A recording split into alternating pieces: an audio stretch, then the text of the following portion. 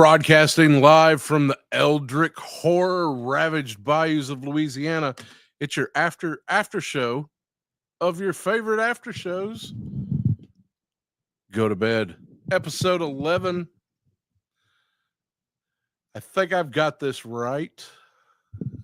How's everybody doing tonight? Oh, Ken. Yeah. Talk dirty to me. You're here. Well, check your invites. I'm pretty sure I sent you one on Instagram. I will also, I suppose, post it here. I wasn't going to open mic it tonight, but I will welcome all company. Before we get started, make sure, ladies and gentlemen, to hydrate yourselves.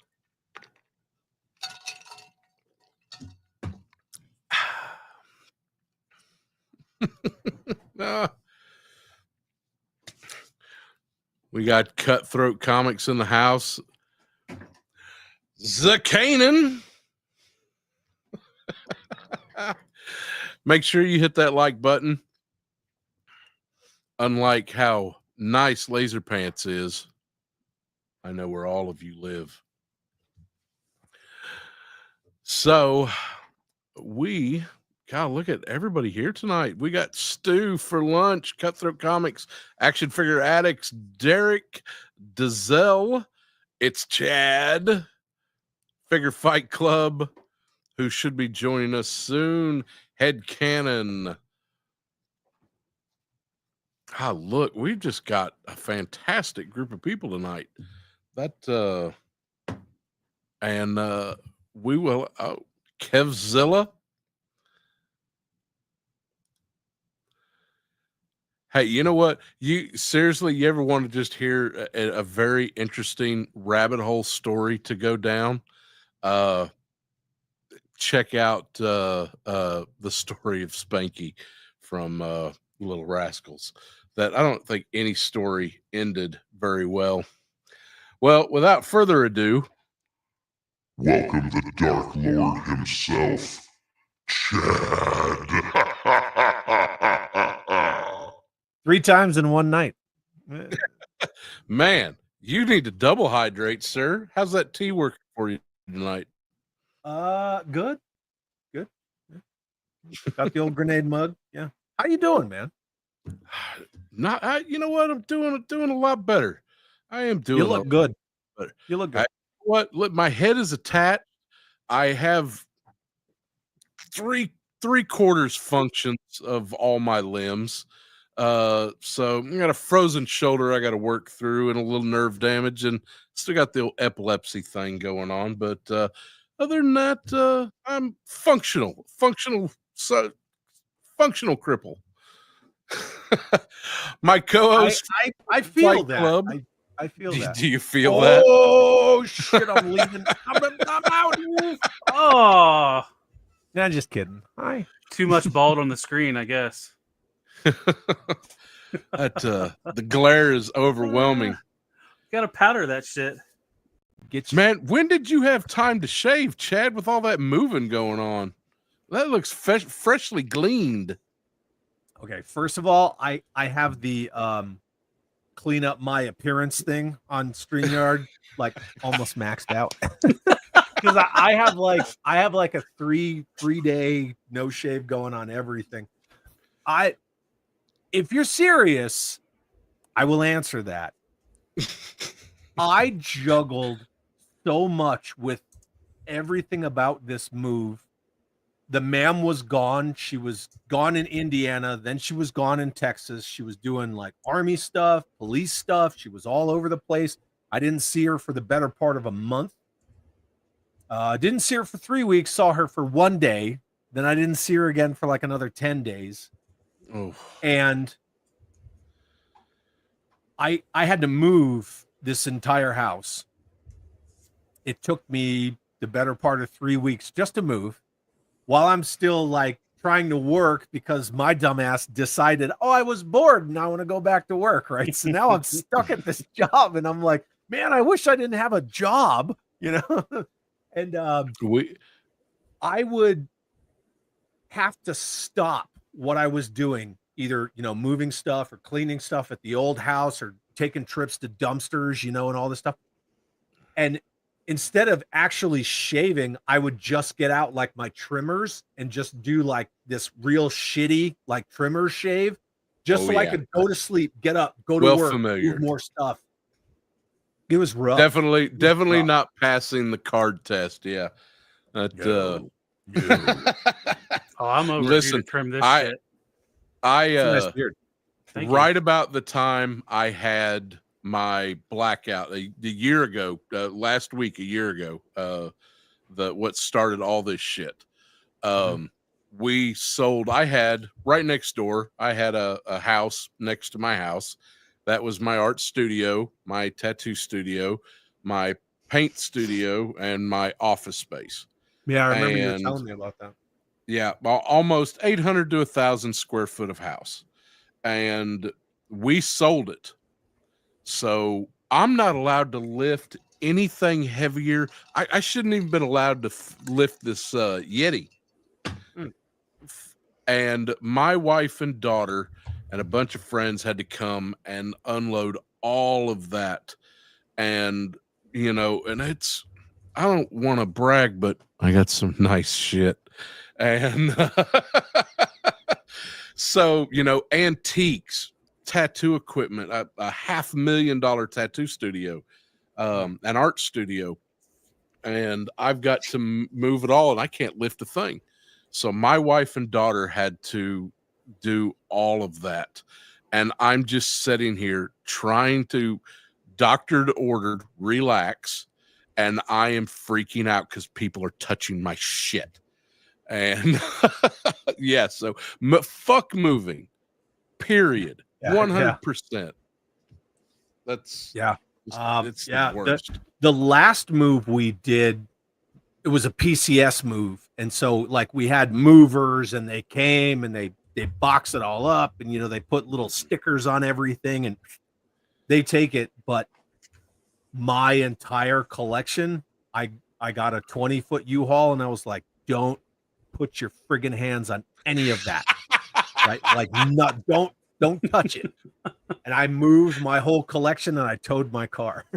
Like, yeah, my wife kept yelling at me because I'm like, listen, okay, I got the showcase over here. Hold on a sec. I'll show you. I assume the shrink wrap worked well.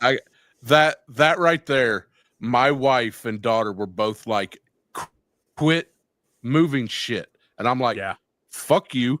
I'm packing all my shit myself. I don't want to hear it. It's it's just an action figure. I just put it down. Yeah, I kind of, when you were talking about shrink wrapping those shelves, I was like, that one's still shrink wrapped. I see in the middle of it. You really did it. I did. I did it. I did it. I shrink wrapped it. Now, okay, there's a caveat to that.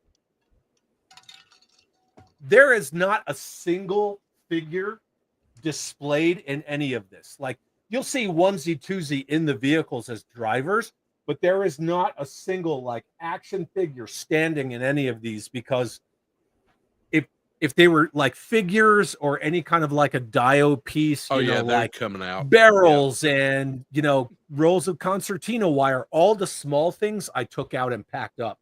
But if it was even ram size, so Real American Hero rams like this big, stayed in the shelf. Whoop, what's up, dude? How you doing? Because you would hate for that heavy metal mic to fall out in the middle of the move. Never find it again.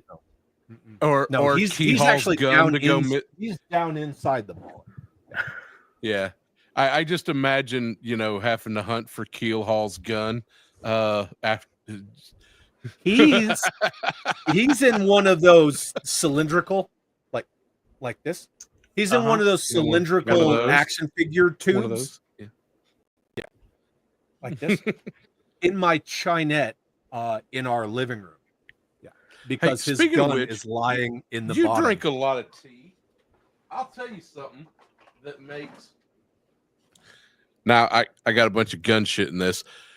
They make these little tea canisters, and they make the absolute best. For also storing old triggers for Glocks, but these make some of the best action figure holders, and you get some great tea while you're at it. Nice. What's going on, Abby? How you doing today? I'm good. Just been opening a bunch of figures, and it was my wife's birthday, so just hanging out with the family. And thank you. She's officially 40. We're the same age. Officially, oh, you youngins! To be so young and in love, I just.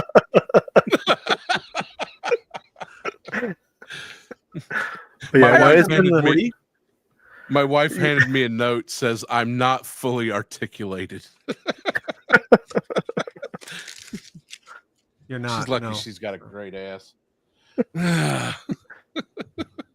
Speaking, no, hold it. That is the wrong segue to use. I apologize. Gotta backtrack, go back a couple frames. So, Chad, I want to know what costume you're going to be bringing to DFW. None. I almost brought up the missus, but I thought twice about it, caught myself. And for that, I apologize, sir. Probably none. Yeah. What? Probably none. I don't know. Oh. I didn't last year. No. So, okay. And here's the thing, right? So I tend to look at things from I guess a more tactical, logistical kind of perspective, just because that's my whole life. Yeah. Conventions are a bitch. It's like moving. So the reality of costuming, I don't fly, I drive. I drive everywhere. Okay. So Ditto. I have to take a suitcase for me, at least a suitcase for my wife, right? If we bring costumes, that's 2 more suitcases. So that's each or and then one each? One each. Okay. So, well, generally our costumes, the clothing is in one, and then like the armor and shit is in another. That's generally how we do it. But you're talking like massive, the gigantic suitcases, because her Baroness torso armor alone, I mean, it's huge, right? It's literally the size of a human's torso, and you can't compress it. And then there's like helmets and the boots and the guns and all that shit. So it adds 2 more suitcases. To wear a costume for like half a day, it means I can buy less shit because the car can't hold it, right? So it's like, there it is. Do I want to buy stuff, or do I want to wear a Cobra officer costume for like 4 hours and sweat my ass off? Which there also is no presence of the finest at DFW. Right now, there's another there's another costuming troupe, but they're not the finest. And I'm disappointed to hear that. And I was talking with the Texas Garrison people. I was also talking with the Texas National Guard about like, hey, bring out like MATVs and Humvees and bring out static displays. I mean, you can even call it a fucking recruiting event. Like bring out your caliber 50s. I mean, oh yeah, they'd love pacing that. items, and so people get a little weird about certain pacing items, but you could probably get authorization to bring out like some of those tow missile launchers. They didn't they? For like, I know for Larry Hama, somebody had a Jeep customized to look like a Stinger, had a little missile launcher on the back. Yeah, that was. There's fantastic. also the Ferret. Yeah. But it's kind of one of those things, and because there is no presence of the finest, I wouldn't really be there representing the finest. One, because I'm not a Texas Garrison, right? And there is that kind of thing, right? I'm the New Mexico Rattler Squadron, So it's kind of one of those, I'm in somebody else's backyard and they're not there representing the costume club that we're part. It's dumb. It's stupid. Oh yeah. So I just avoid it, you know. Plus, you got to buy more shit, so that's the most important thing. I learned my lesson. No, please, go ahead. Oh, in 2023, the Mam and I flew to Joe Fest. Yeah. No, as you were. 22 we flew. Okay. I didn't own a General at the time. Oh, Nighthead Cannon. I didn't own a General at the time. It was on that list in the back of my brain housing group of like stuff that I still needed to tick off, but the General is giant.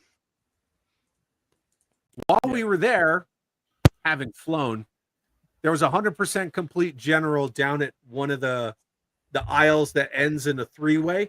Every time we would make the rounds, I would pass that General. And every time I'd go, God, I shouldn't have fucking flown. So after that, I was like, nope, not doing it again. And when I drove to Joe Fest in 23,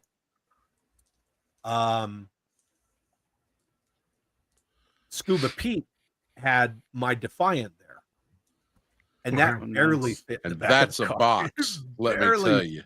It wasn't even a box, man. They brought it out on a sheet of 1-inch thick plywood, and it's still sitting on it now. And they literally, Scott Barker and Scuba Pete carried it out like a wedding cake. And I never realized how large the Defiant was until we tried to put it in the back of my wife's car. And I was like, now, as a kid, I remember when the flag came out and seeing it at the Toys R Us in Amarillo, Texas. And that was a big fucking box right there. Yeah. When the Defiant came out, I almost got it. Mom was all down until she saw how big that fucking box was. She was like, I could put you and your sister in that box and mail you to Cuba. Yeah. It's larger than a mini fridge. Yeah, it was massive. Yeah. But, whereas the flag listen, box is just long because you have that one piece it's 3 feet long. And do you want me to be? Hey man, if you still got it, keep it by all means. Yeah, it's taken me 4 years to grow this back. Isn't there somebody that has one of those Defiant boxes in an acrylic case? I don't know if it's graded or not, but I thought I wouldn't be surprised. I wouldn't be surprised. Yeah, the Toy Federation had one. I don't know if it was an acrylic. Well, I'm sure somebody's got one in acrylic. But I mean, that is probably $500 worth of acrylic. Let your toys breathe, people. Acrylic alone, yeah. The only thing that I have in acrylic, the only thing is my Tyco G.I. Joe train and battle set. That's the only thing I have in acrylic. One, because it's complete, and those are hard to find complete because, you know, the figures, they're just like the little green army men. And two, because it's open, right? And like all the little pieces, parts will just spill out. So I just sealed that in acrylic and left it. I had that set as a kid. They wouldn't ever. My parents. I remember my mom hid the figures in her closet. I went and dug them out. I don't know why they were so against me having those little army men, but I know for a fact that I got my ass beat for getting them out of her closet. They still got them somewhere. Don't have the train set. Yeah. Yeah, Frankie, I sent you an invite. Where you at, fool? Bring your ass, Frankie. Come on, man. Do it. Yeah. So I've been looking. He might be at work. That's possible. I've been looking for acrylic cases for my Hot Toys. I haven't trusted to open them and just put them on the shelf yet. The only way that I lucked out is because that Tyco Joe train set, it's just the same size as all the other Tyco train sets. So really all I looked for was Tyco train set acrylic casing. Gotcha. It was like $50. Somebody makes one. Nothing. I'm working, fool. I had so much fun with that train as a kid. I never got train sets. Our main hobby shop was it was a Hobby Town, USA. It was owned by a friend of the family's. Asshole actually bought my Cushman scooter with sidecar from my dad because my mom would let me and my sister ride in it. But he had a World War II issue Jeep, fully restored in the middle of his shop, had SR-71 tires in there, had the original costume from This Island Earth, Alien, out in the front window display. He was great, but he had all the train stuff. And I was so happy. We only got to go once a year, one summer. And we got that train set. And Mom was like, we'll get it, but you can't open it until Christmas. I'm like, man, that is 6 months away. What the? But when I finally did get it open, I had so much fun with that train set. I was real pissed off that my Joes didn't scale with it, but Hobby Town is a chain, right? Or is it just a single shop? yeah, it was, but they were was. most of them at the time were independently owned, but it was still a franchise. Okay. Isn't there still Hobby Town around? I thought there was one in Cincinnati. There's one in Virginia. And we got one in Lafayette too. The one in Shreveport closed down though. What's going on, Kaiju Kitty? Hey, What's up, Kaiju? Kitty.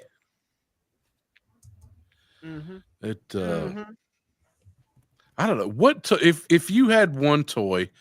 Now this is pointless asking Chad, but if you had one, somebody asked me this the other day. If you had one toy from your childhood that you could have back today, brand new in the box, untouched by little shitty kitty hands, what would it be? Why am I not part of this question? Because you probably already got it. Shut the fuck up. I do. I thought you were going to say because it's G.I. Joe, when it's actually not. Go ahead. You're still involved in it. Go ahead. Me? So, Chad, when you build your suits, which I'm guessing you do you build in a portable AC so you don't fucking overheat, or you just go commando like Jim Carrey and Ace Ventura? Okay, I'm going to answer that. Convention deodorant, people. It's important. Me, no, because all of my costumes are pretty much just BDUs, right? So my main is a Cobra officer, so it's blue BDU pants, a blue, well, it's all royal blue, right? A royal blue dress shirt, and then a royal blue combat shirt. So I have the collar with the slick-faced combat shirt with the Cobra logo on it. That's the trick. Nice. Now the dress shirt that I wear under the combat shirt, it's cut off like right at the nipples. So it's literally like a 1/4 or like a 1/3 shirt to keep like a the amount of fabric on my body down. And then I just wear an old school like load bearing vest and all that stuff down to like the silver pouch that the officer had. And then my Vietnam snake eyes is exactly the same. It's just old school Vietnam greens with the 762 bandoliers and the boonie hat and the picture of the twin sister, in the hat. So yeah, my costumes aren't like that. There is one guy in the finest. There is one guy in the finest in the Georgia garrison. Now he does the G.I. Joe Retaliation Cobra Commander in the all leather trench coat and the helmet, and he wears a cooling suit underneath. Yeah, I bet he does. Battery powered cold water that just circulates. But yeah, that's cool. Okay. Mm-hmm. Now the ma'am, she just fucking suffers. She just suffers. I can't even imagine that Baroness costume at anything over 75 degrees out. Oh, because she's wearing that like it's like a shiny, slick lycra bodysuit, and then she has to wear the armor on top, the knee-high boots, all that shit. Yeah, man, she suffers. Yeah. She suffers. I've heard horror stories about cosplayers suffering and heat exhaustion and all that stuff from the shows. It's crazy. We were at El Paso Comic Con, which is where we met Giorgio Tsoukalos from Aliens, Mhm. who's a huge GI Joe fan, by the way. I didn't know that. And we took a break. We went over to the little food court, got some snackies, and we were kind of like off way over here, just sitting, and I'm helping the ma'am like unbuckle from her like boob armor. And a group of furries come walking up, and they're just like tearing their shit off. I mean, furries are fucking weird anyway, but I felt 10 times worse for them because you could see just like how hurriedly they were trying to like tear out of these suits. And I was like, oh, shit. I had a friend of mine he went to a convention. I knew him when I was in Virginia Beach back in the late 90s. He did a complete, this was probably the most accurate Viper costume I've ever seen. Had the helmet, had the faceplate custom made, all this. He just on the helmet alone, he spent almost $1,000. And he went to the Viper costume, it's like Chad said, mostly it's just BDUs, but the upper part is just this thick flak jacket. Yep. And he went to Richmond during one of the hottest summers I could remember that year. And he fell face first, cracked that helmet right in half. They said when he hit the floor, it split open like an egg. And he didn't find out. He spent 2 days in the ER. And I guess when he woke up, he was just like, "Where's my helmet? Where's my helmet?" Your helmet is with God, my friend. Yes, it was. It was so God. It was heartbreaking. But everybody told him it's too hot. It's too hot. Don't do this. He didn't listen. Yeah. Yep. And Max, to go back to your question, I wish I had an unmolested Terradrome.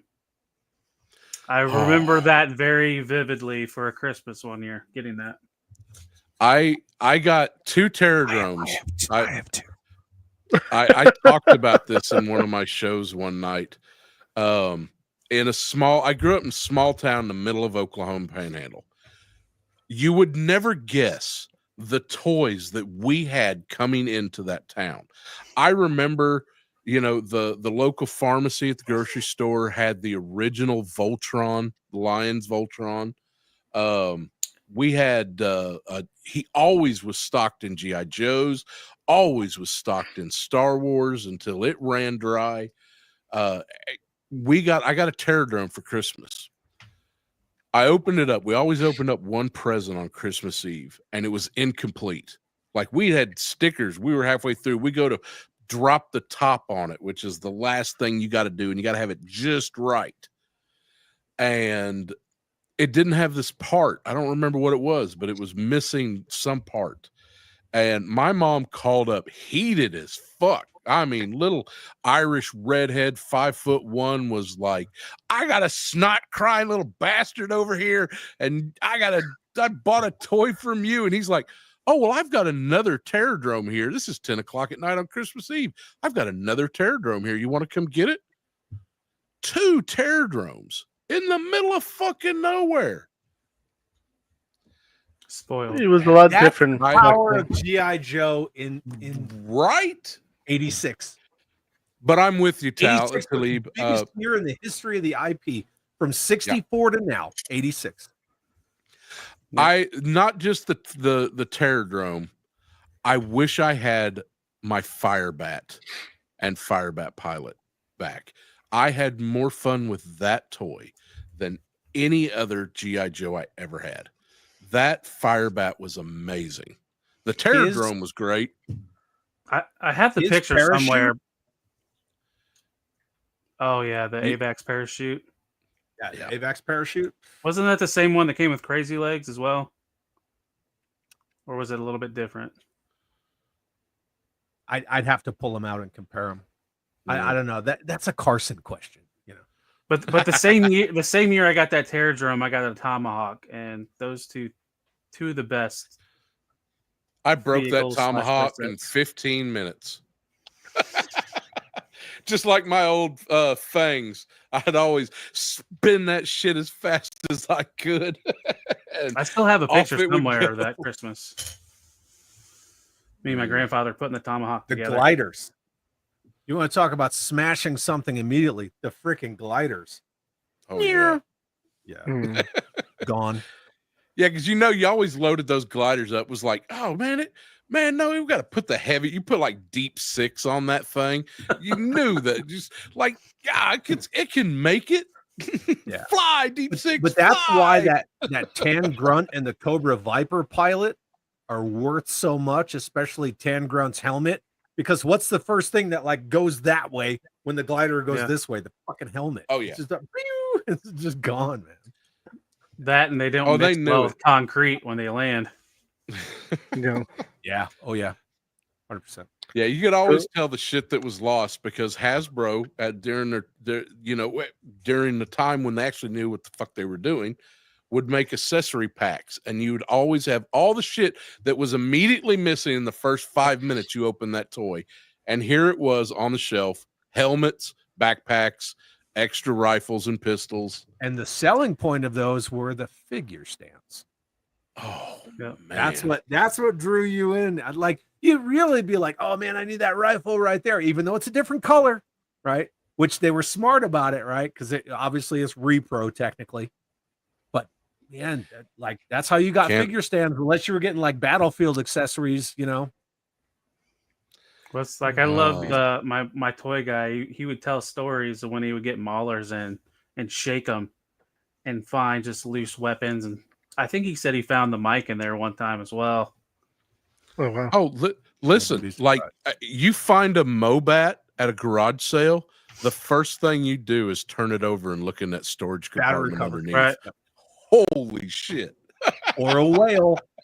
Or a whale. Yeah. Remember, originally the whale that's what I was thinking of. And they just made that a compartment. Yep. Yeah, for sure. Oh. You find some cool shit in the bottom of a whale. Yeah. Mom, where'd all my accessories go? I put it in your toy. Yeah. I've got to get. Mine would be like I didn't get a lot of gifts or like toys as a kid. I had immigrant parents, so toys weren't a thing. But it would be WCW Sting Galoob figure. Ooh, the big rubber figure. Yeah, that you could kill somebody with. Pretty much. I remember those. Those were you got slapped in the head with one of those. You knew you got slapped. Exactly. So it would have been. Fuck. Yeah. So Sting would be the one. I mean, I didn't really have any Joes. I mean, I probably did, but I don't remember them. So I swear to God, Abby, I'm gonna get on Amazon tonight, and I'm going to send you Compendium Volume 1, just in the name of Holy Hama himself, and I am going to get it to you, just so you know the name of at least one fucking Joe. I know the name of one Joe. Maybe 3. Cobra Commander. It doesn't count. He's a Cobra. Hey, listen, King Kong Bundy. I've got somewhere around here. I sent a picture of it to LSWA founder, Legend Series. Check him out, Tony. And when I was a kid, 1983, I saw King Kong Bundy, Junkyard Dog, Hacksaw Jim Dugan, who was drunk off his ass. They were yelling at him backstage. They were like, Junkyard was telling them, there's kids in this show. You can't be doing. And it was so much fun. And apparently on the circuit, they played The Town I Live In Now. They were doing just a little small circuit, but God, I had fun at that show. So indie shows are a lot of fun. Because you could do more stuff at indie shows versus like the bigger ones, like the big promotions. Indie like shows you could start drunk out of your mind and wrestle in front of a bunch of kids. Well, it's also you could like yell at them and chant, and they actually respond back to you because it's a much smaller crowd. so they can hear what you're saying, and they'll play along. So it's fun. Yeah, I loved going to indie shows a lot for a while. Stu, that is a great book. I wish I'd gotten the Kickstarter, but I got in too late. But I like that you can get the soft cover from Amazon. By the way, Volume 2 comes out in October. And it's good because I actually like reading my comics. Sometimes I'll buy the comic and then read it online, but those compendiums are nice. And some shelves like that. Whatever puts $1 in Larry Hama's pocket, I am happy to support. Okay.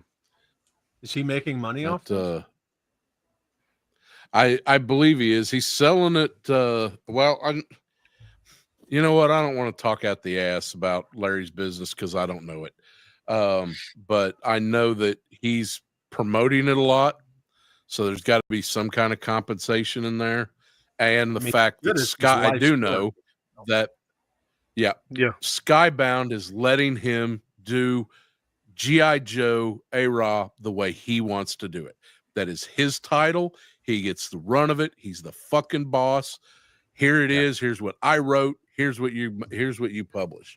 And they're doing it. They're letting him doing it. And that makes me, I don't tell the story often enough, but I can't believe I got interviewed today and I forgot his name, but Archie Goodwin was a good friend of my grandfather's. And at one time, Archie had me set up to go to the Joe Kubert School. And at the time, with the Joe Kubert School of Cartoon and Graphic Design, you got were almost guaranteed an internship after the first semester.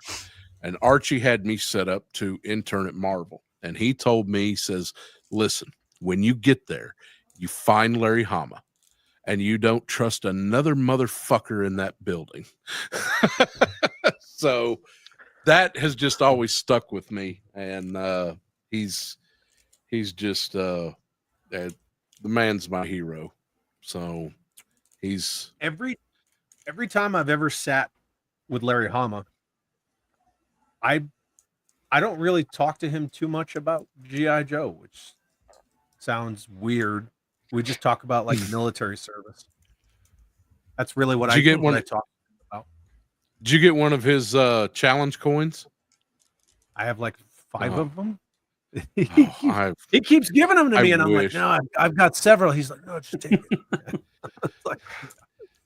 Well, I don't know that Merchant Marine is recognized, so I don't think I'm getting a challenge coin, but I'd still like that. And you know what? I don't know that I would talk to Larry Hama about G.I. Joe either.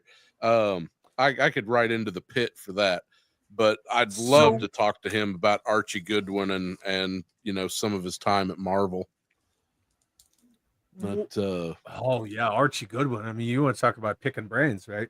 What I would like to talk to Larry Hama about, and him and DFW this year, it's like 65-35. I still got my fingers crossed. Yeah. I missed it last year because of them, cutting my head off. But So he hasn't committed to DFW this year? Yes, he's coming. Sorry, go ahead. I was just you just answered my question. Yeah. Well, he's kind of strict. Yes. He's kind of strict on his arrangements if he comes to any convention, not just DFW. He wants, you're going to get him a room, you're going to get him transportation, and you're going to take care of him. And some conventions don't do that for people who aren't Larry Hama. So, but DFW is a good show. I listen, if they need it, I'll chip in $100.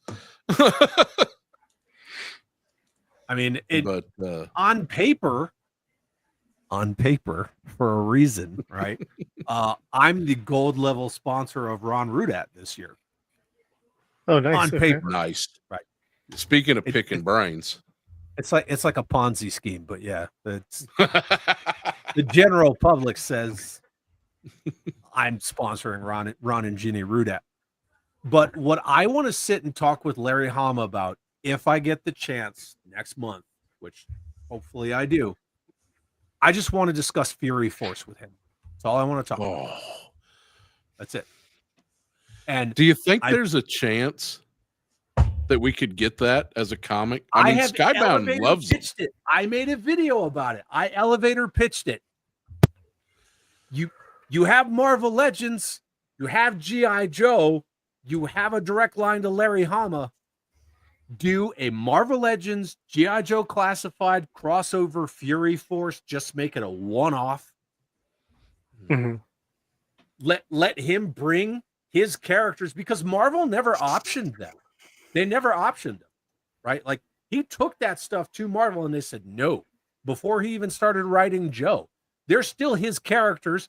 You could just rework Nick Fury Jr. It could still be Fury Force.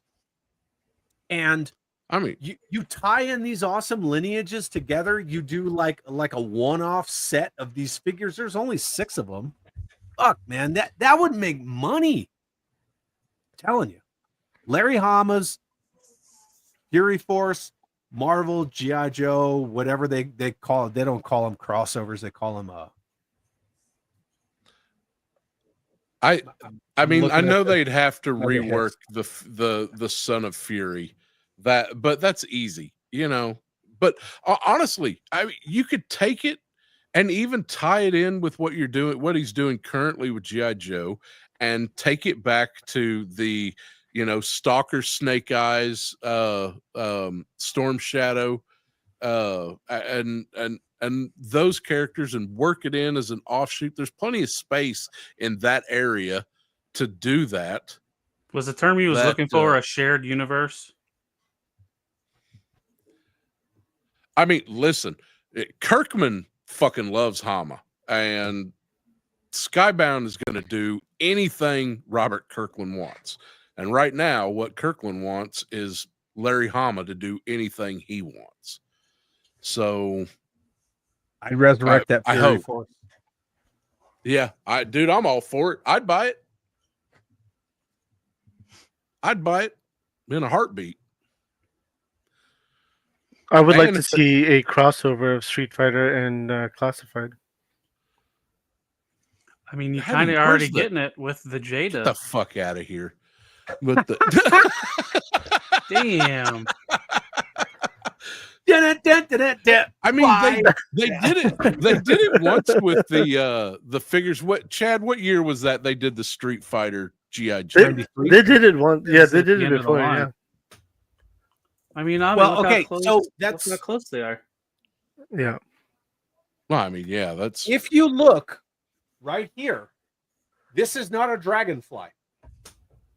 That's a Street Fighter 2 Telefighter, right? So they did do the Street Fighter G.I. Joe. They also did Mortal Kombat G.I. Joe with the sailing boat, which was pretty cool. Yeah. There was a Mortal Kombat crossover? Yeah. Yeah. And then I did not know that. That's awesome. They did Street Fighter 2, and they took a bunch of Joe vehicles, kind of changed the colors of them. So you get a Snowcat in purple. The Thunder Machine is fire. fire. Helifighter. Yeah. This Street Fighter Helifighter is actually a lighter shade of green, but yeah, the Thunder Machine's a little different. And did the Piranha. They're pretty freaking cool. The Piranha came with Reptile, I think. Yeah. Well, that's the only way to get Reptile. He's a harder figure to find. I don't know why I'm looking around here, but I have the sealed Snowcat and Thunder Machines. Okay. They're fun. They're inexpensive. They're just cool, but they're not labeled G.I. Joe at all. So the Joe Street Fighter was one thing, but later on Street Fighter 2, it's just Street Fighter. There's no Joe branding on that whatsoever. It's actually got UN branding all over it. Interesting. Okay. That was an interesting time for a lot of the Joe stuff. That was about the same time that you had your favorite vehicle, the Toxo Viper. No, not the actually Toxo Viper was one of my favorite. The Echo Warriors. That was it. Those Eco You're talking about the Warriors? septic tank? Yeah, the septic it's tank. That was it. tank? Look at Chad. He's just pulling them out of the shelf. That? I love that cannon. I don't give a shit about anybody. Drawing that up for Chad as a PM memo was one of the funnest art pieces I have ever done. Well, you know, Frankie brought up Ninja Turtles. I think this was one of the reasons why some of the colors went the way they did back then for Joe. Not only the Was to keep colors, up with Ninja but Turtles. the weapons staying on the sprue trees was a direct result of Ninja Turtles and other lines. And they also, because Yeah, Playmates and all those companies did it not only because it makes it a little more interactive for the kids like Joe and building the vehicles, but it also cuts down on costs because you don't have the labor of removing them and then, you know, like clipping them and all that stuff. It just let the kids pull the shit off. Yeah. There was a lot of sharing of ideas with all the different toy companies in the 90s, but even though a lot of people like to shit on the 90s, right? Because I'm the dude who had that 90s specific Joe, you know, live stream. 93 was Joe's second biggest year. And so everybody wants to crap on the neon colors and all that stuff, but not all of it was neon, right? But 93, you had the Ghost Striker X-16, which is an amazing aircraft that came with Ace version 3, arguably one of the best figures ever. You got Shipwreck version 2, which is a fucking awesome figure. And you had one of the best army builders ever in the Headhunter Stormtrooper. So 93 had some bangers. That was about the time that G.I. Joes were, for me, I was kind of moving. I had my break from toys. I had just hit that age. I was in Somalia in 93. I didn't see any of that shit. I didn't buy any of it. I was backpacking all over the world at the same time. But I'm not going to tell you where I was in 93. I wasn't even in high school yet. Garden. No comment. Turtles were really hitting the shelves about, you know, just a little bit before that, you know, and it just, that was taking up a lot more. They were getting a lot more shelf recognition and shelf space than G.I. Joe's. Star Wars was out of it. You weren't getting, I mean, I think you maybe had a little bit of the Power of the Force. No, that was 95 because Hasbro bought Tonka Kenner, in 91. And like they didn't finalize the deal for a couple of years, but they bought them in 91, and then they just kind of moratoriumed a bunch of stuff. And Power of the Force 2 didn't come out till 95. Okay. I missed that altogether. And then GoButt just joined the Transformers. GoButt. I always had fun with, you were talking earlier tonight about Hasbro cutting everything out, and I said in chat, I was hoping you'd caught it, but that shit was going back. That's I know. But Hasbro cutting out the US market, it's not the first time they ever did it. They did it back in the 90s with Transformers. Cut it out completely. They had huge markets everywhere but the US, and you didn't see a comeback until G2 hit. And then it was like, it was just rehashes. And they used Joe weapons. It was the same freaking missile launcher that was on the Snow Serpent. They put it on, it was either Jazz, I think. So I think you're right. Yeah, they used a lot of the missile launchers from the later Joe waves. They were bad. I mean, in my opinion, some people, man, listen, G2 holds a lot of love for them, and I'm happy that they get some love somewhere, because and maybe a little guilty pleasures. I kind of like that green Megatron.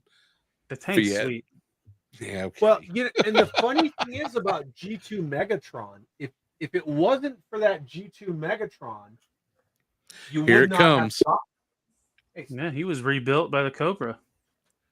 you would Well, not you wouldn't have gotten- had a lot of things because that G2 coming back out, you had a lot of other toys that, like that one and Sergeant a bunch Savage, of Iron Panther. That's the G2 Megatron gun right there. That's Oh cool. yeah. Okay. Can't go yeah, wrong with you that. had, but you had a lot of toys coming back after that Hasbro came back in that we wouldn't have gotten if it wasn't for that cutout and then coming back. So it just interesting toy history. Not to To include G.I. Joe, right? When Well, when yeah. Joe came back from Kenner with all that Ginger Kent bullshit and G.I. Joe Extreme, which I touch on that all the time. I'm like a broken record. But yeah, I mean, then they just went right back to O-rings. Now, granted, they had lost certain names like Baroness, and they had to call her Chameleon, et cetera, but they just went right back, true to form. But I appreciate the fact that people enjoy classified. What I don't like is this mentality that is all there is. And not only is it's the mentality of, well, but nothing else matters but classified. And you see a lot of people like they'll talk shit on like Kirk Bazigian or Ron Rudat, and they'll be like, well, those guys only mattered in the 80s. They don't matter anymore. It's like the shit in your hand that you're showing off is ripping off their original creativity. And you're saying those guys don't matter anymore. Like you're holding a larger representation of the shit that they designed. And they're like, yeah, nobody cares what Kirk Bazigian has to say anymore. It's like, I fucking do. And yeah, I do too. And And classified listen, is all well and good, but people need to understand it's a flash in the pan and it's only your right now. Because when that's done, that's it. Like G.I. Joe in 112 scale, you're looking at it. But G.I. Joe in 118 scale, you're looking at 4 decades. When classified is done, that's it. It's fucking over. I do think that there is only so much that you're going to be able to do with classified. Well, because there's no originality. You're just going back to the well. I think when it's over, I think that you're going to have. I don't think 3 3/4 scale is ever coming back. 4-inch though. I think 4-inch is the middle ground. And it's almost the perfect. I mean, those Pursuit of Cobra figures are some of the best G.I. Joes out there. The Pursuit of Cobra Trooper is probably one of the best sculpted 4-inch figures ever. Yeah. Or I'll just say 118. If you just want to say generic 118, because 3 3/4, 4-inch, 118 scale, whatever, it's all relative, right? I'll give you that. Yeah. A 118 scale Chewbacca is larger than a 4-inch, Lady J. Have any of you guys handled the Hiya Toys 4-inch stuff? The only how reason does it feel? The face sculpts look like ass. The face sculpts are awful, but the bodies are amazing. Is what I've visually seen. I haven't held one though. Chad is the. I opened Storm Shadow and Snake Eyes. I actually did a video on them. I will say that. Thank you. I will say that the figures are good, but they are not meant to be played with. And I know for some people that's cool because, like, I get them in their pose and I put my dolly with my shelfies and I never touch them again. I don't like that. Personal preference. They're very. We've all got that one figure in our collection, no matter the scale or who made it, Mezco, whatever, where no matter what you do with them, shit's just falling off of them. And you're like, I love the look of this figure and I love the character, but fuck if it's not frustrating, right? Everybody's got a figure like that. That's how both of those figures work. Okay. No matter, like, if I'm going to move an arm, like something's fucking falling off, or like Storm Shadow's sash gets all retarded, and I was like, God. And the way that the construction is with the arm, they're not like Joy Toy. They're not like, well, some Joy Toy. They're not like the Hasbro 4-inch stuff. the hand is hollow, and the ball joint peg is in the wrist for the Haya Joes. So they're backwards. Whereas most figures, like when you take the hand off, the peg comes with the hand, and the wrist has the Luke Skywalker. So they're like the Mezco, yeah. Yeah. So let me ask you this: they have the nub when you take the hand off. So when I put the Haya Joe's hands back on, they kind of always want to do this weird like limp wrist thing, because the tension's in the opposite direction. So I put Storm Shadow's sword in his hand, and it kind of drops. Well, let me ask you this. Even in now you've video, got a bunch of the not the green, what is it? You've got the Acid Rain. You've got a bunch of the Acid Rain figures, don't you? I have some. So I have more Joy Toy than Haya, and then Acid Rain, and I have like 2 Planet Green Valley figures because they're like stupid expensive. Yeah. So compared to the Green Valley and the Acid Rain, how do the Haya toys compare to those other 2? Because I know the quality of Acid Rain and Green Valley. Okay, the quality is there, and they're like as frustrating as the Planet Green Valley, if that makes sense. Yeah. 100%. Yeah. Right. You know, it's just it's the shit on top of shit kind of a thing. But like I was saying about the Haya with the wrist and the accessories, in my video, I put the sword in his hand, and I go just like this with my finger, and the sword falls out of his hand, and then his hand falls out. Some of them are great. Some of them suck. The Tiger Force Flint looks like fucking nightmare fuel. But the Baroness... The Baroness looks just good. So bad. What's up, Jeff? And the Cobra Commander that Haya did, top to bottom to top, is fucking amazing. Just like what Kaiju Kitty said. But the whole reason for that, and I'm actually pointing over at the chat, whatever. The whole reason for that is that Cobra Commander is not. It's not a classified aesthetic shrunk down like Storm Shadow is the original classified aesthetic for Storm Shadow before they. Well, that was all the re-renders from the video game. Well, remember, all of this stuff was supposed to be tied together until the Snake Eyes movie bombed and that game didn't take off. All of it. In fact, if that you game still was own really the game, bad.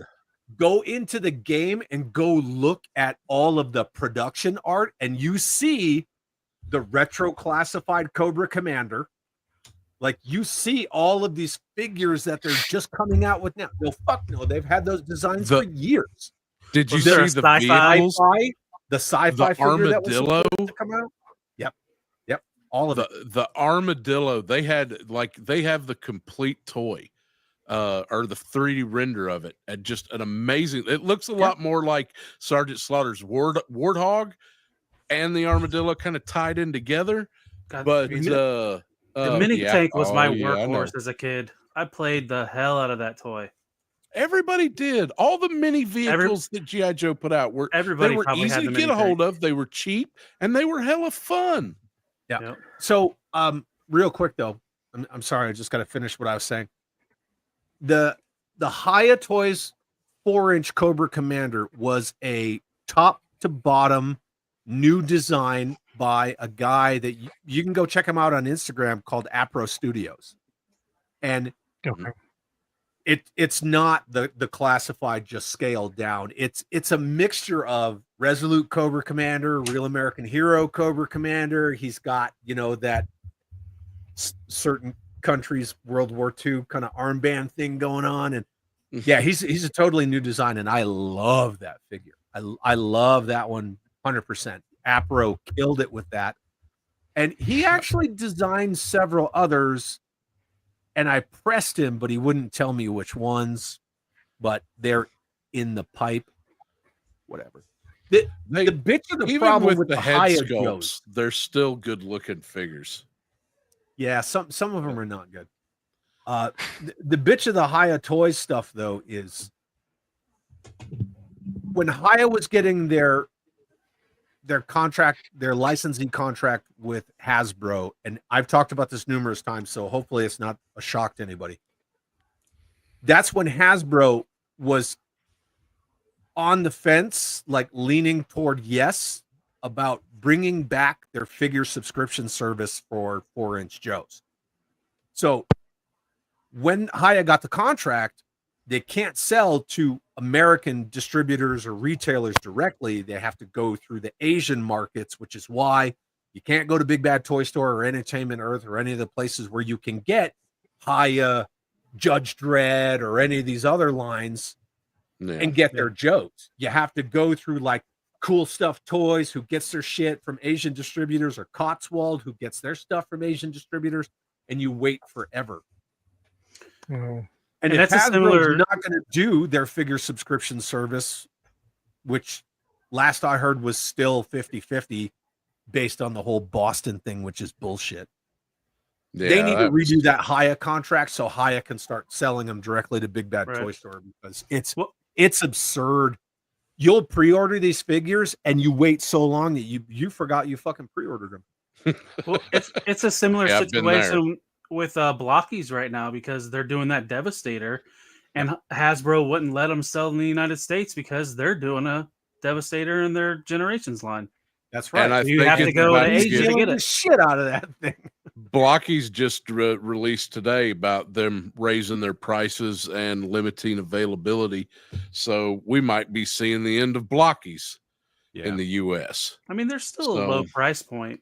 So yeah, I mean, even you take a $5 figure and now it's $7. It's still good. Those things will still sell. They're great figures. Yeah, for what they are.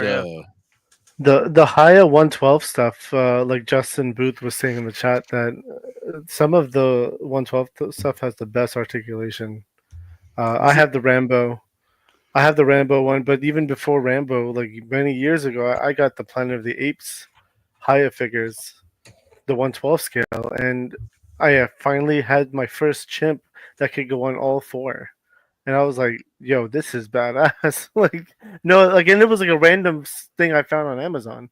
And then I ended up buying like 6 more because the articulation was so good on it. Haya does, their articulation on a 4-inch figure is phenomenal. Mm-hmm. It's no argument there. 100%. They've nailed it. And no pegs, pinless. No pegs. No pegs. No peggings. No peg. No Diddy. No pegs. Shut up. What about docking? Can we talk about docking? Just a tip. I'm not an articulation guy. Yeah, I mean, it just really depends on what you're into, honestly speaking. Yeah, I'm an articulation whore. I fully admit it. Listen, it's kind of like. Maybe I'm just a hipster, right? Because I'm like, no.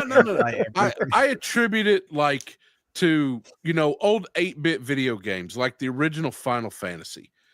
Did it have great graphics for its time? Yeah, but for today, no. But it had a great story, and I would still play it today. If there was a figure that I really enjoyed, I would be able to overlook pins and things like that. But I can overlook some faults if it's got something good behind it. But so Chad, you don't need your figure to be able to do something like that. I don't need to see his starfish, dude. It's like that skit on SNL. Chad has had enough brown round in his life. He doesn't need it anymore. Oh yeah, man. Tick checks. You come back from the field and you're like, oh, I gotta do a tick check. I'm like moving my stack out of the way. Is this a tick? And I'm like, bro, get out of my face, fucking roll back there. I think that like my thoughts, my ideas, my values, beliefs, behaviors, and norms when it comes to toys and collecting toys is that I'm to a degree, I'm one of the stewards of these pieces of history That's why I like the vintage toys. I think they have more character. And that's just a personal opinion. That's not shitting on anybody else's stuff, but Brown Star. What about Skid Mark? Where does Skid Mark fall in there? That's the greatest of all time, jokes. like I think because I like, and I can't say I like all older shit because look, I mean, Revenge of Kronos freaking right there, right? And then there's a Masterpiece Soundwave. So I do like newer stuff, but at the same time, when I look at, again, just my lens, when I look at these 1/12 scale figures with these disgusting fucking ab crunches, and like, why do you have 9 shoulders? There's like a cup inside of a cup inside of a cup, and then you got the fucking bicep swivel, and like, there's so much shit. No, dude, you definitely do not want to watch my show on Thursday. What? Who doesn't like Quarrel in a fucking football uniform? Why are they all like? That shit is designed by people who have never been to combat. Because I will tell you this right now: when you get your body armor and you get the DAPs and the butt flap and the groin protector, you know what you do with that shit? You throw it in a sea bag, it goes in a Connex, and you never see it again. Nobody wears that shit ever. Period. But like, yeah, but how much shit? Honestly, could you, if you put real world into G.I. Joe and just had a little bit, and I'm not talking about like the original 14. Take it past that. Take it to take it to oh yeah, that oof. The figures, the face so bad you had to, they should have owned that shit. If we go back to like the 80s, look at Falcon, look at Tunnel Rat, look at Ace version 3 again. Let's go back to 93. Like, those figures are fucking spot on. Shipwreck version 2. There's a lot of Joes throughout, the evolution of G.I. Joe that are pretty damn. No, you know what? You're absolutely right. You really are. That's and listen, I agree. I mean, I grew up in a house of antique dealers, and I had like all the stuff that you've got on your shelves. I've had all of that. Oh, and sorry. Dude, no, listen, it's a you want to hear a tragic story? I'll tell you how it all disappeared. And I miss it. I absolutely would give anything to, be able to redo my vintage class. I'm trying to I had a complete set of G.I. Joe Real American Hero comic books and sold them when my kid was born. Yeah, and I'm still trying to reacquire all them. Anyway, yeah, and I'm starting to redo them now. But when I first passed the first wave of Classified on the shelf, Duke, Scarlet, and Roadblock, I looked at them and I was like, what the ever-loving fuck is this shit? And I kept walking. Bye, and then they came out with Spirit. And I was like, okay, I got it. I'm Seminole Creek. I got to represent. I got to get my boy. So, I picked him up, and he's a fantastic figure. Oh, yeah. And, yeah. It's the only thing I was mad about was they took his loincloth off. That was just like, really? Come on. Yeah. We went from Tracker to Sniper and updated him a little bit. And I'll give him that. Classified figure that I will die on that hill every day. Cobra Island Major Blood. Oh, everything about that figure. The fucking oil painting on the box is perfect. It's gritty. It's got weight. It's like an update to the old school Hector Garrido with like a modern spin on it, but it's gritty as shit. And that figure is so good. Yeah. I know. He's top to bottom. He is fucking bullet. And that Mars logo on that arm. He's so good, dude. Major Blood was. Okay, and we'll just call it an upgrade. I call it a gripe. That arm is not cybernetic. It's armored. Whatever. But still, that figure is amazing. Is amazing. And I don't know if you guys have heard this story, and I'll share it, and then at some point I gotta bug out because I gotta go to bed. But Not the only one. the ma'am knows that G.I. Joe is my everything. She is part of this with me. You know, she bought me my flag for our first Father's Day together. She bought one of my 2 Terradromes, a bunch of my stuff I could just rattle off. We were in one of the local stores here, and I'm just looking around, I'm poking, and yes, they have a whole bunch of classified on the shelf. I just passed them, you know, because I don't collect that scale. That's, you know, I don't fuck with that. And I'm doing something else. And I'm down over there looking at, you know, vintage toys, and my wife goes over to that rack in the case where all of the classified figures are, and she just goes like this. And she grabs all of wave 1 and 2 and buys them while I'm down there doing my other thing. And then I come back and I'm like, what are you doing? There's like, you know, stacks. And she's like, oh, they're G.I. Joe, so I bought them for you. And I was like, I didn't have the heart to tell her, like, babe, I don't fucking collect that bullshit scale. No offense. I don't collect that scale. You know, like, you should know. I got the little dollies, not the big dollies. But I didn't tell her. And so, like, in the back of my mind, I was like, I guess I'm in this now. And then I took them home. Objectively, I opened that Snake Eyes. Now, not the 00 Snake Eyes, but like the regular Wave 1 Snake Eyes in that blue box. I opened him, and the first thing he did was he just fell forward on that ab crunch. Yeah, I've had a few like that. And then I stood him back up, and he fell back over, and then I was going like this. He was just going. So you had that ragdoll. My Tomax and Zaymon are like that. They just, like, it took a... And once he kind of fell over on me, then I think I really put my attention into like the construction of this figure. And I was like, why are there pins? Like, I have modern 4-inch Joes, you know, Pursuit of Cobra 50th anniversary, Resolute, figures. no pins. And I'm like, there's no pins in 4-inch figures, but there's pins in these. And granted, they didn't really have all the butterfly everything in those first like couple of waves. And I'm like, this construction, it's questionable. And I had never put my hands on 1/12 scale figures. Remember, like, I don't do Black Series. I don't do Legends. I didn't come from that stuff. So I think I really looked at it with a critical eye, and it was just that Snake Eyes figure alone. I don't want to say tarnished me, but it really made me like hypercritical of the entire line as soon as his ab crunch flopped over like that. And then when I got a hold of fucking Cobra Island Beachhead, and I was like, hey man, like, a lot of people aren't getting a hold of this figure. Okay. And I don't even really give a shit about this scale.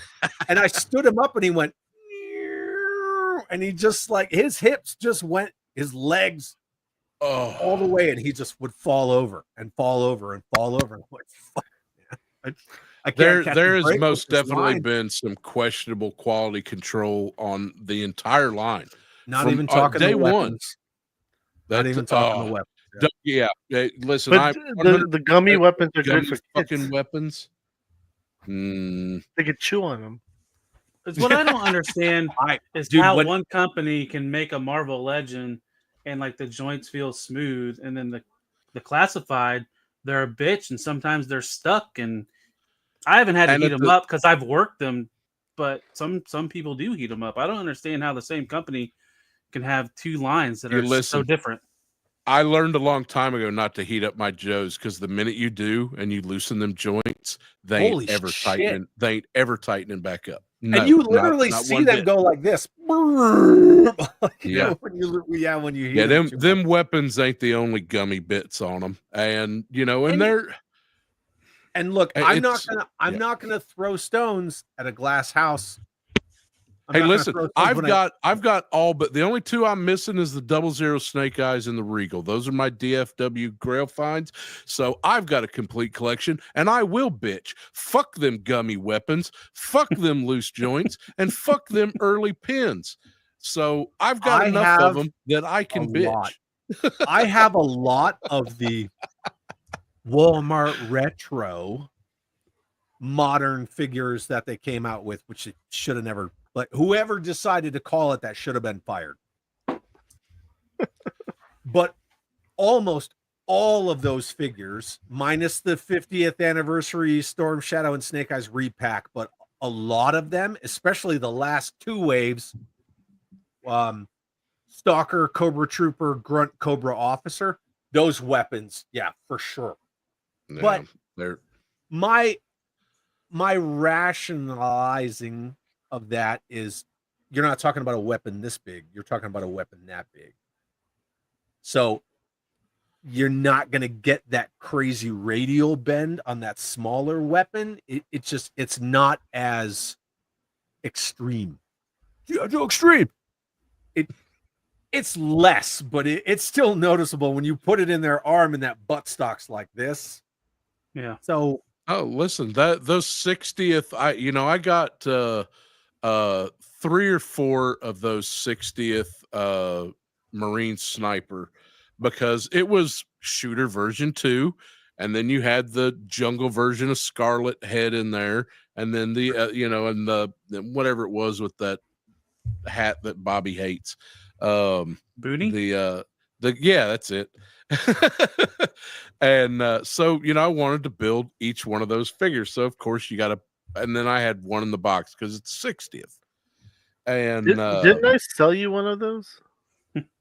I can neither confirm nor deny that at this time. Yes. Yeah, the one that somebody had opened and put the Goonie from Princess Leia, Return of the Jedi figure in there, which I'm thankful for, because Hasbro doesn't know how to make a fucking ghillie suit. And if you're going to steal from Bobby Valla, at least do it right. Did you guys hear the story about Emily and Bobby? Oh, yeah. She came up and bought a couple figures from him, didn't she? Rhode Island Comic Con. Yeah. She walked up and she bought the isn't that Blowback with the ghillie suit? Yep. Blowback. Because he makes better ghillie suits than they do. Yeah. Those ghillie suits were fantastic that Bobby did. I've got, I'm not nearly as complete, and I never will be because of his 1 in 100th and my shit fucking luck.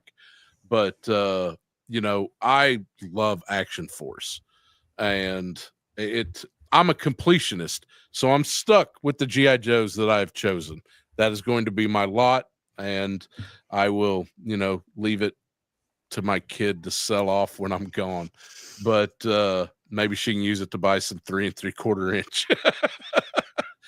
But or a car. Yeah. But I love my Action Force, and those are great figures. Yes. 100%. What was that? Snake. Oh, that's a snake. That's a snake. Yep. Oh, yeah. On trigger body. I love it. On the trigger body, yeah. I guess it all depends on your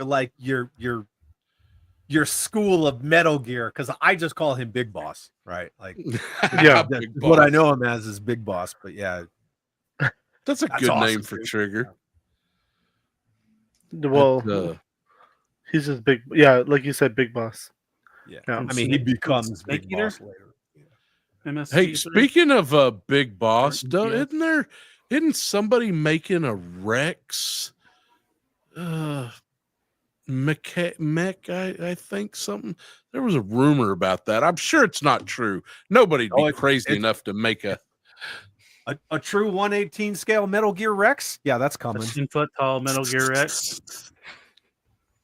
He's 3 feet tall. Oh, I am in 100%. Oh, that's God. Sold. When we were talking about it, and everything started spinning, and then the next time, like, Duarte works fast, man. He works fast. That dude is a maniac. Mm-hmm. And madman, some people say. Dude, he is the fucking Willy Wonka of toys. That dude is brilliant. And I think a lot of people either don't give him the credit or the attention that he deserves because he's the independent toy, like.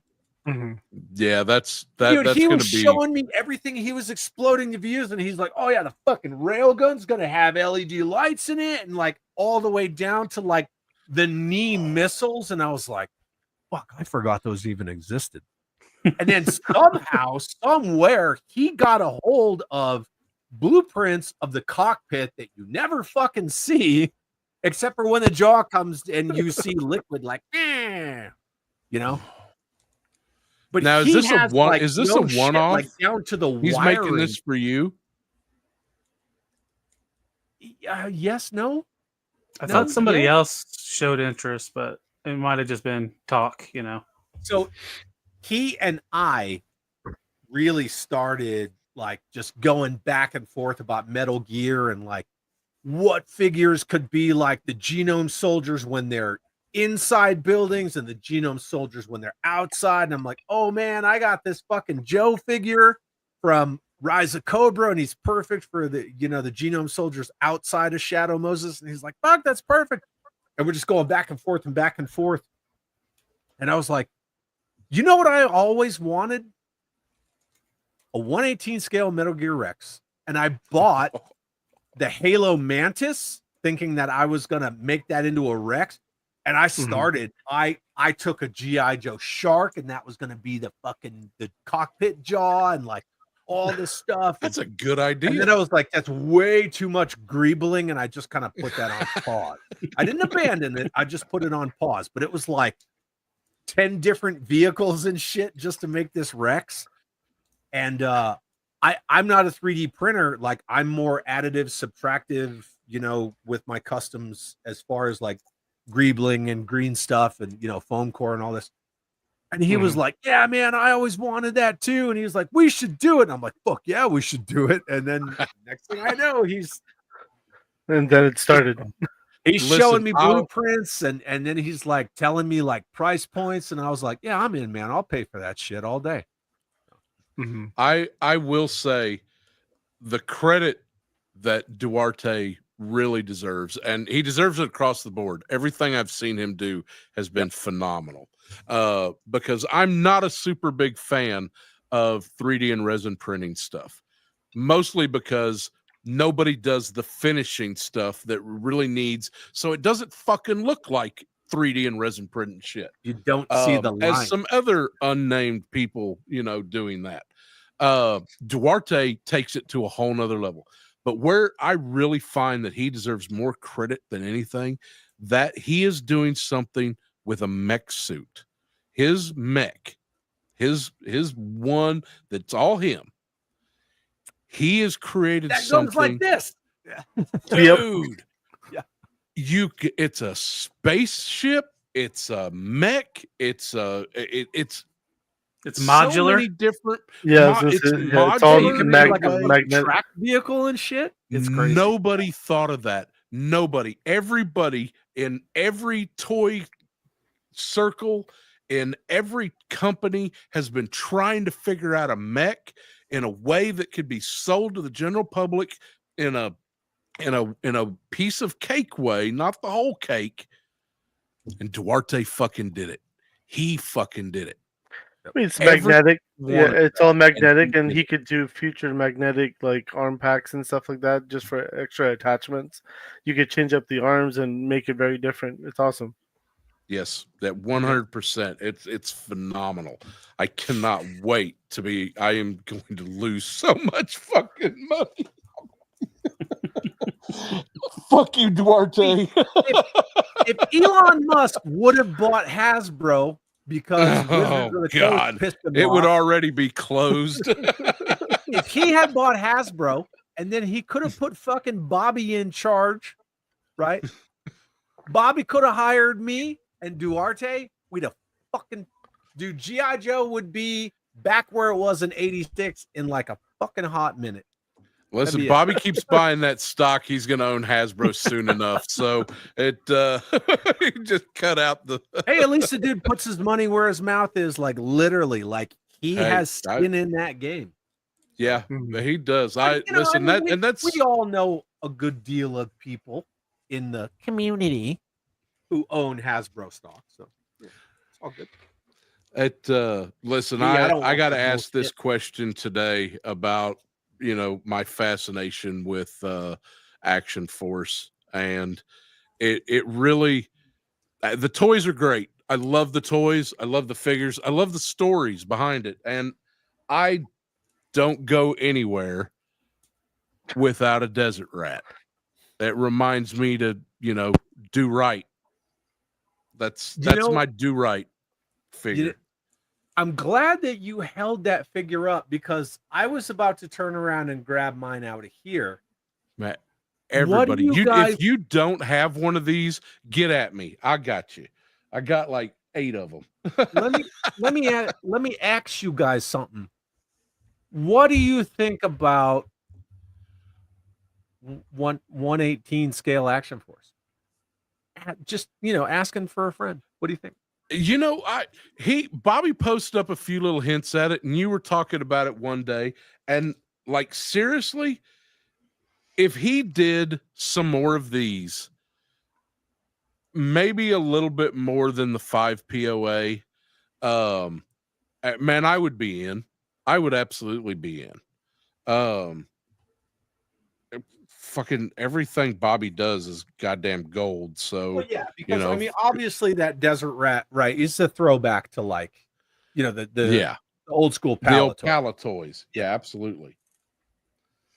It I mean, I like the idea, and especially think that it would be something that, the bigger figures, and especially with the weapons the way they are, and the way he's got it, that is definitely an adult collectible, 14 and up. It's on the box.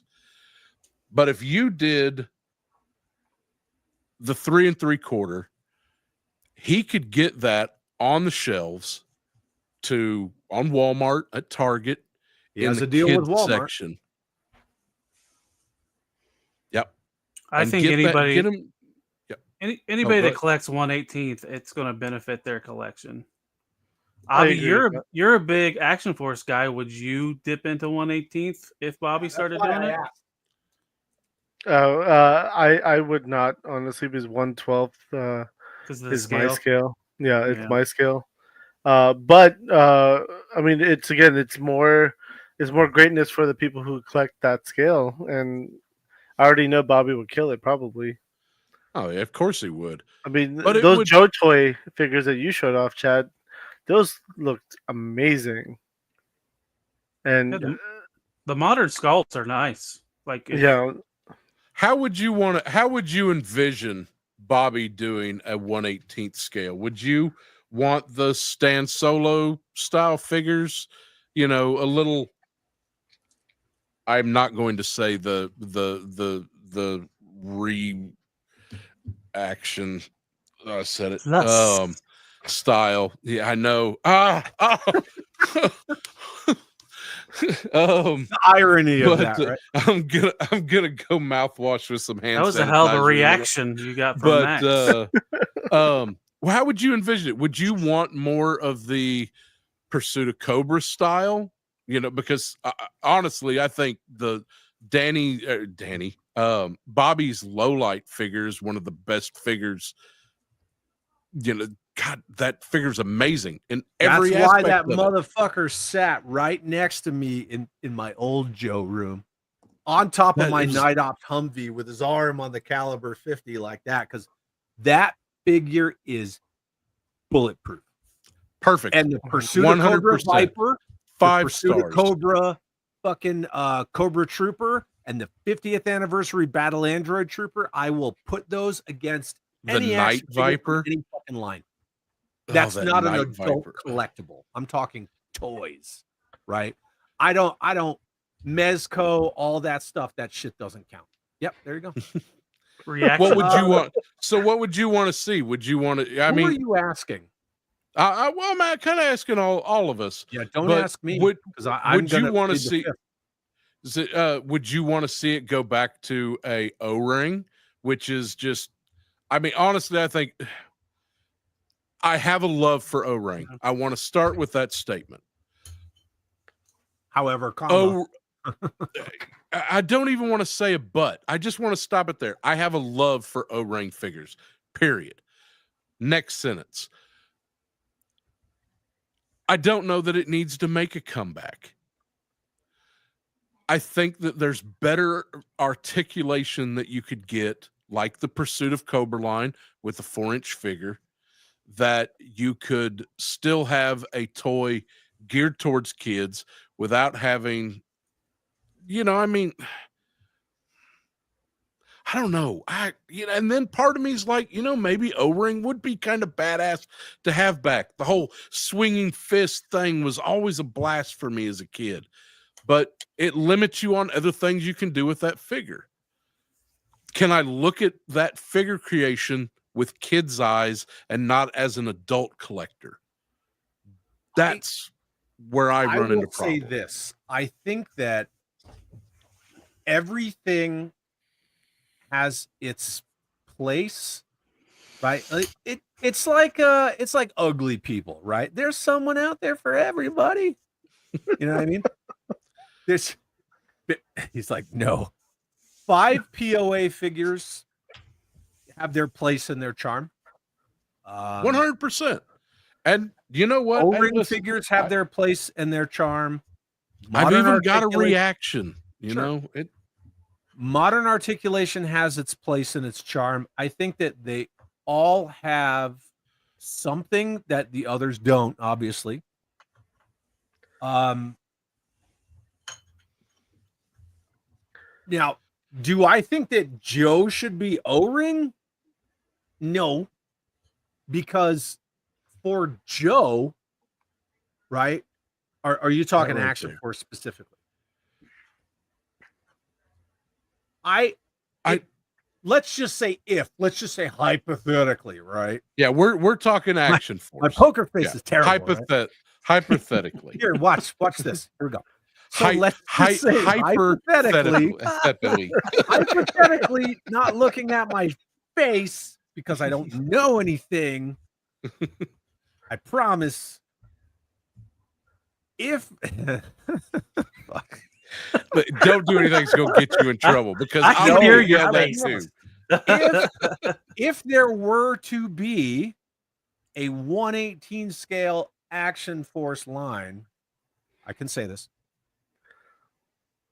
I don't think really the construction is the sticking point, because okay, looking at it realistically, rationally, if that line were to scale down, I think that just that in itself would be a massive, not only statement, but also opportunity for people who enjoy 1/18 scale. Because if you think about it, I'm a modern Joe collector. Do I still have O-ring Joes? Yeah, I do. Not only I have several of these fucking Super 7 figures because I wanted to put my hands on them so I can make a decision on them. But I also have, pilots and drivers and all these figures that come with these vehicles and whatever play sets. No matter what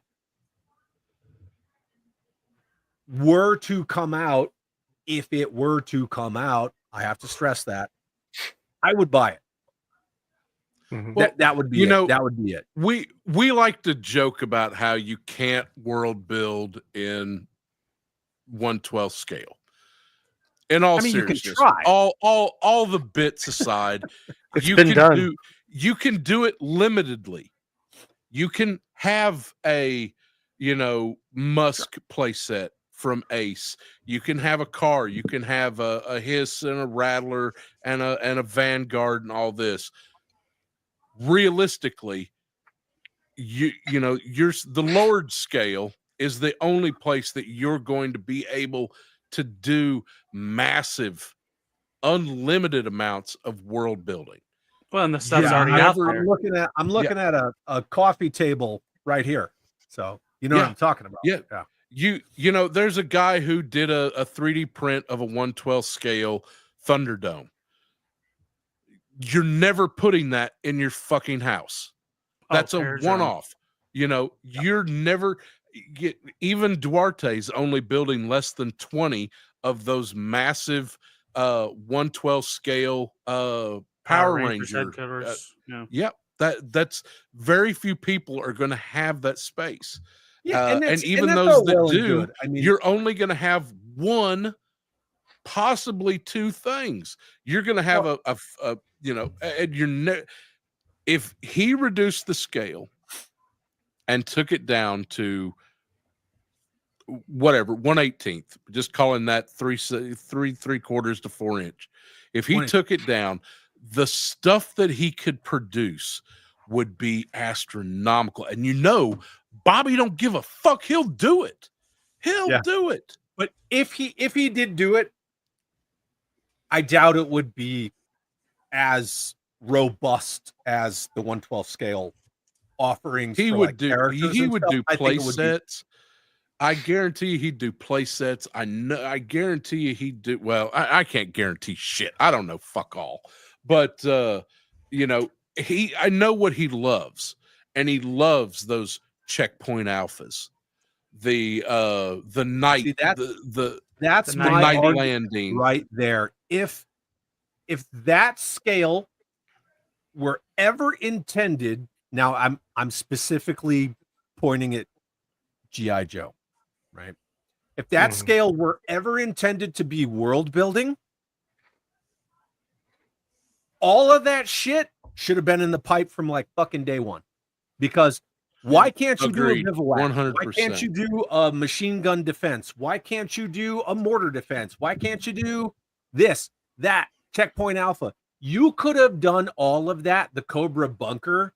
You could have just upscaled the fucking original Cobra bunker where it goes boop and just connects. Like, you instead of giving me a fucking porta potty, which I'm reserving my opinion on that. They admitted that line had a 3-year shelf life, according to all of them. And I'm glad that it exceeded their expectations. But when you're and I say this with all due respect and kindness, right? But when you're a Joe person, Joe, you're like that motherfucker in a life raft, surrounded by water, dehydrated and dying, right? Yep. You want it. You need. I agree. 100%. And I'm there. It's everywhere, but none of it's for you, right? You can't have it. 1/12 scale is perfect for wrestling, spandex, superpowers, fucking awesome. Star Wars, the biggest IP in the history of the fucking, well, you know, until like Harry Potter, but you know what I mean? Like how popular Star Wars is. They tried to do 1/12 scale vehicles. They sat. Now, granted, they did that bullshit fucking First Order TIE fighter, but unless they're small, they don't move. I mean, look at that Dragonfly. The fucking Dragonfly is ridiculously huge. Wait till that Rattler. That's why I said look at that. And the only HasLab Star Wars to pass were the 1/12 stuff. Everything that was either or not 1/12, 1/16th. 1/18th. The 1/12 failed. The lightsaber failed, etc. Yeah. But that's something that never made sense to me with Classified, is the fact they've got so many smaller vehicles like the Armadillo and the Checkpoint Alpha. Man, I should have had a fucking Checkpoint Alpha 5 fucking years ago. That's what I was saying. No. But it's square pegs and round holes. You're taking a line that requires world building because it is military based. Yeah. It's again, it's I nothing agree, against 100%. the scale, but Spider-Man doesn't need a tank. He doesn't need a bivouac. Fucking Spider-Man. He needs a He needs a building. Sure, but well, I mean, if you want to put look, him in like a dynamic diorama kind of a thing. Now, dios work in 112, but Hasbro was moving to dios with 118 years ago anyway. You didn't get a Death Star. You got like a fucking hallway. Even with Power of the Force 2, they gave you the detention block hallway, right? Yeah. Part of a hallway and a fucking door. The stairway that led to nowhere. I'm not even talking about that. I'm going all the way back to 96 with Power of the Force 2 when they came out with the Stormtrooper figures and Chewbacca, right? And you got the detention block. Or it had like the cardboard. They had been anti-playset for years, for decades. And that's why it works in their favor to make Joe 112. Like, people are going to buy it because, again, they're that person in the raft, right, who's dehydrated and dying. Joe fans want Joe.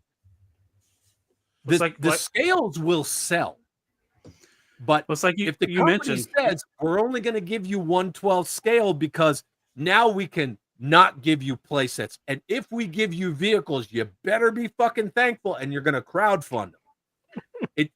It's all part of the plan, you know. And once you understand that, it's fine, but it's not my jam. This is one thing, going back to the Valaverse doing 1/18 scale. This is where I think it would be a little tricky. I think if you did it, or he did it, I really think that I think if you just came out with individual characters, do I think they'd sell? Absolutely, because everything Bobby does sells.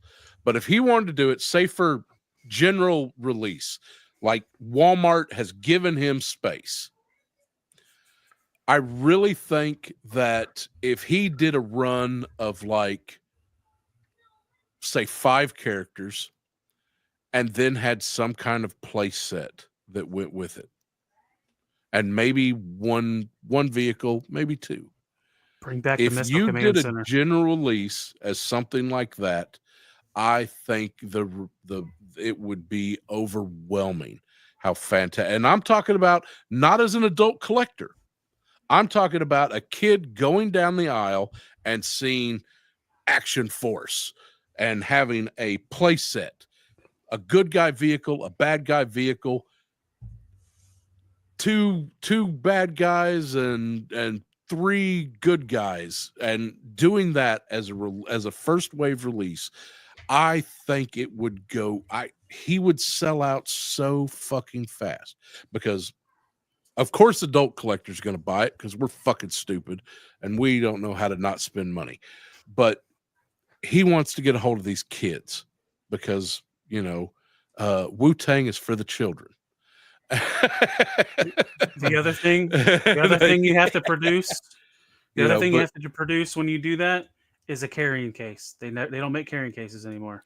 Oh, yeah. Those used to be everywhere. Yeah. You could even double the play set. Just give away, accessory storage is always, listen, I really think if he did something like that and did it as a general release for kids, not an adult market, I think he would blow away anything that's being done right now. 110%. I don't disagree with that, but don't you guys think that the health of specifically boys action toy aisles in Walmart and Target aren't very... they're fucking empty. There's nothing on those shelves. It's not very healthy. I was at Target today. The shelves are full, but I don't think kids are buying toys anymore. Yeah, I see more people that look like me than I do my son. Yeah, that's really what it is. Like, I mean, my kids, like my 5-year-old is a big fan of Godzilla. I'll buy him. When do you guys go to the Target? You're not going after 3:00, are you? I literally went today after work. Yeah, as soon as I get off work. Yeah. Or on the weekend. Okay. All right. I was just throwing it out there because I I do all this stuff more as an observer, almost academically, because again, we've already established I don't buy 1/12 scale modern stuffs, but I do still always go down the action figure aisle because one, I mean, it's muscle memory, it's ingrained in all of us, and two, I still like to see like what's out there, what's not, what's moving, what's cool, what's what's and you may find, and you never know when you're going to find that one thing. It's like, you know what? I need that. I need that. I don't have any interest in it whatsoever. I don't know what brought me down here today, but I may. When I saw the classified Battle Android Trooper, because Battle Android Troopers are my fucking jam. That was a good figure. I personally thought internally Low Light and Serpentor were going to be my litmus tests. It was the Battle Android Trooper. And I saw it and I was like, "Burk!" And I took them all off the peg. And then, because I'm that guy, I put 2 back. I didn't take them all. Right? I didn't take them. I took 3. I left 2. Some say Chad's heart grew 3 sizes that day. Hey, I'm a huge fan of leave one for the next person. But more specifically, 100%. leave one for a fucking kid. Yeah. Now they may not want it, but at least in my mind, I leave one there in case they do. So I think a lot of what's going to happen with Action Force on any scale is going to be dependent on, and I don't think I'm saying anything he hasn't said publicly, on that movie. If that movie is not R-rated or anime, or please, Lord, make it animated. That right there, if that movie gets even a little bit of attention on anybody under the age of 18, just cash those checks, Bobby. I'm so happy for you. Cash those fucking checks. Fuck them kids. Fuck them kids. Bats. Dude, that was such a great. And listen, the retro carded one, again, I also with you, Chad, whoever come up with calling those retro cards ought to be slapped, especially whatever fucking idiot did the AI shit. 6-finger flint, motherfuckers. And Televiper. In Wild Bill. I'm just glad I'm getting some rolled up sleeves finally. But those clear chested bats, you don't have to buy 3 different versions to build the one version you want. You just can buy it. I'm all in. I have to go. It's 1:30 in the morning. I gotta take out the trash still. So there it is. Yep. I was gonna say we're almost at 2 hours. It's good to see you, Abby. Yeah, you too, Chad. It's good to see you. Hopefully, too, Chad. you'll glad be back. The move went well. So I'll see you at SCCC and DFW. So I'll be at both places. So we'll meet in person. Welcome. I'll bet you $5. No, I'll gentlemen's bet you $1. When you see me, and I will be wearing this hat. When you see me, you're either gonna double take or you're gonna not recognize me. Guaranteed. You think so? Can you lift your, can you look up that high, Abby? You know Chad's like 7'4". I don't know that. You grew a foot since no. I'm just saying, like, dude, I have the Clark Kent thing down because no one ever have really his sees me in my on. glasses, and I'll have them on, and I'll bet you $1 I walk right past you. I've seen you with the glasses on, though. I'll recognize you. I'm pretty good with faces. I'm horrible with names. You might. Of course, I'm now horrible that with names. Think about it. You're gonna be like, I'm gonna fucking show him. Yeah. Let's see if you recognize me. But all right, good night, guys. We'll see you on the next one. Yeah, see you, take brother. care, man. Yeah, and then Kevzilla, chat. Good night, guys. Max, you're muted. You want to say anything that you're doing before you go, Abby? Maybe something with somebody else in the room? What? Whoa. You're getting freaky, Max. What? What do you Wanna say? get freaky with you. Well, I mean, we have Friday. Friday's show is with Sir Dork. He'll be joining us on Friday night, and then Tuesday open mic night again. What were you talking about? I'm curious myself. Oh, I don't know. Did nothing? Okay, never mind. I'll see you Friday. Sounds good. Because I know you ain't gonna come watch my show on Thursday at 5. So fuck off, Bobby. I always watch your show. I'm still working at that time. So. I think I got a good episode for you this week. So yeah, Max without a fez is odd. I just it is got weird. That head that just doesn't work without hats anymore. So you just wear too much now. Your fez head. So that's how we know you. It's like those gamers. I'm easy to spot at DFW. DFW. That's for sure. It's just where's Max? Look for that little red bubble going up and down the aisle. Nice. Sounds good. Good night, guys. Take care. Yep. Bobby, have a great night, bud. Yep. Bye. Talib, you got anything going on? Just reviews on Tuesdays and Fridays, and Figure Fight Club on Tuesdays and Fridays. Maybe we'll go live and put some of these together. If I could fucking find some, I'll get Shreveport on the 26th. I'll see what I can find. We'll get something going on. No rush. Chad, what do you got going on? Toy hipster. Bullshit. Some of that bullshit. I got that. That's that bullshit. Sunday, I'm gonna have Greg Brown from the DFW show on, and we're gonna talk about the show. What? And hold on. What time is this? I gotta write this down.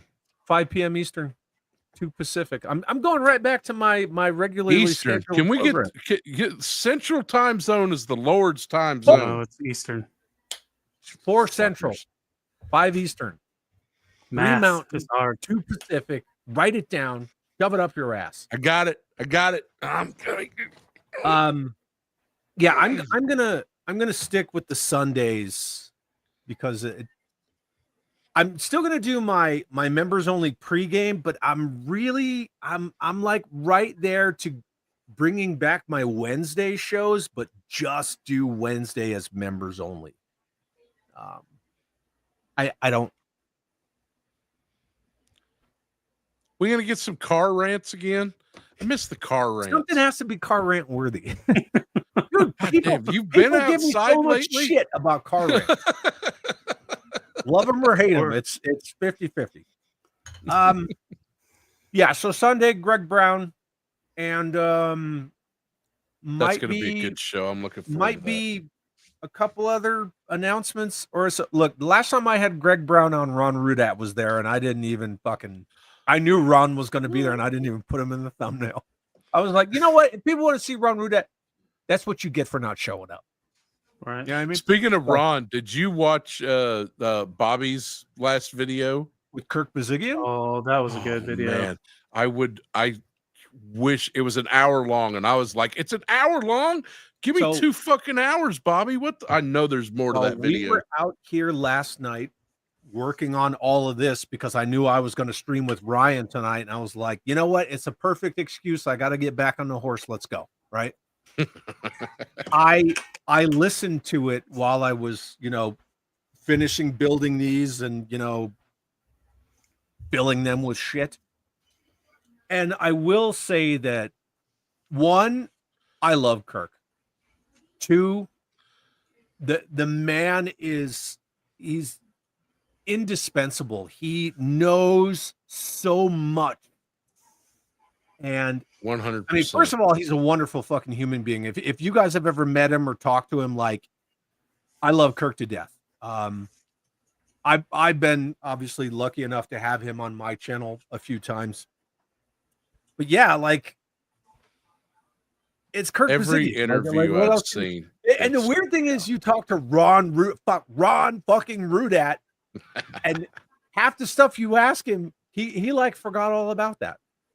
He's like, oh, did I do that? It's like, yeah, man, you did that. Did I do that?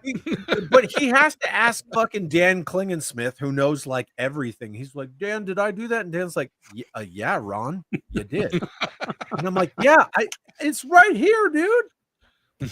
No, I don't remember anything about that. But Kirk's like, oh yeah, it was 1984, and it was a Tuesday, and this is what we were doing. I want to message Kirk, and I want to see if he does an online, if you can do his marketing class online, because I would sit through that every day of the fucking week. That's nobody. I mean, that man is responsible for literally fucking everything we have ever bought, including today. It can all come back. Six degrees of Kevin Bacon. And I think a lot of people don't give Kirk the credit he deserves. Like, if a lot of people need slapped with a shoe. One person who is most influential and responsible for the direction of everything G.I. Joe. I know a lot of people want to say Larry, or a lot of people want to say like Stephen Hassenfeld. Fuck all that. Like Kirk's got his his place is up Kirk. there. Yeah. The inclusion of file cards, Kirk. Blueprints, Kirk. All of that is fucking Kirk Bazigian. Building the vehicle yourself, Kirk Bazigian. Like he set the tone for everything that would be G.I. Joe post 70s. That was all Kirk. The building it yourself is probably that, and it. One day I'm going to rebuild my collection of, I'm glad you said that, because I want to rebuild my collection of blueprints. I want every blueprint they ever made. Just want to. Yeah, I know. All right. I got to let you get to bed. You guys stick around for a few minutes after the show, and Chad, you want to sign us out?